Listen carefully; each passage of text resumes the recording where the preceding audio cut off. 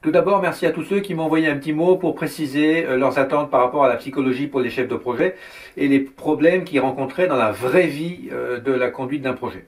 Je vous donne un petit florilège des retours que j'ai eus de la part de ces chefs de projet. Comment faire un feedback à un équipier sans le vexer? Comment créer un climat de meilleure sécurité psychologique au sein de l'équipe? Comment gérer le double langage d'un responsable de ressources par rapport à sa mise à disposition d'un équipier? Comment faire accepter la nouveauté à une personne qui a un vécu très douloureux sur un changement? Comment gérer une personne qui veut être au centre de toutes les attentions? Comment faire face au yaka faucon de certains sponsors? Etc., etc. Le point commun de toutes ces difficultés, c'est qu'il est possible d'y faire face, mais uniquement avec une solution sur mesure. Alors les grandes généralités, les formations, les grands principes, ça va aider, mais ça ne va pas répondre à un contexte particulier, à une situation particulière et à un projet particulier. Or, il existe une méthode que j'utilise régulièrement en masterclass projet ou en formation, c'est le co-développement.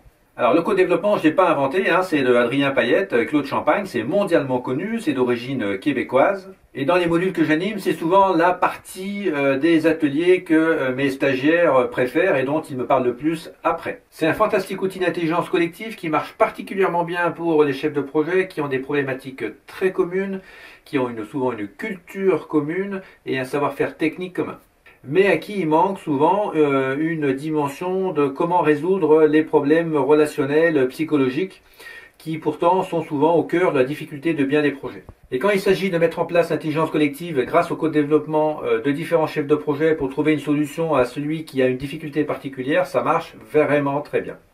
En plus, ça a pratiquement que des avantages, c'est très simple à comprendre, c'est un process en 6 étapes.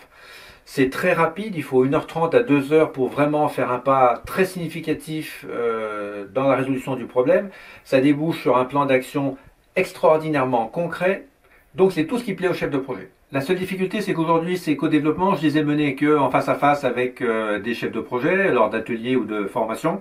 Or, je pense que l'avenir de résolution de problèmes en utilisant le co-développement, ça va passer par la résolution à distance et donc par l'animation de séances de co-développement en ligne avec Klaxoon, Zoom ou éventuellement par Skype.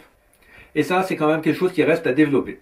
Donc j'envisage de mener 2 ou 3 pilotes pour voir si ça peut se faire à distance et quels sont les avantages et les inconvénients et qu'est-ce qu'il faut mettre en place de spécifique pour faire du co-développement de chefs de projet en ligne, à distance. Si vous voulez en savoir un petit peu plus, mettez-moi un commentaire en dessous, du genre « je suis intéressé » ou quelque chose d'autre, et je vous donnerai un lien avec un peu plus de précision.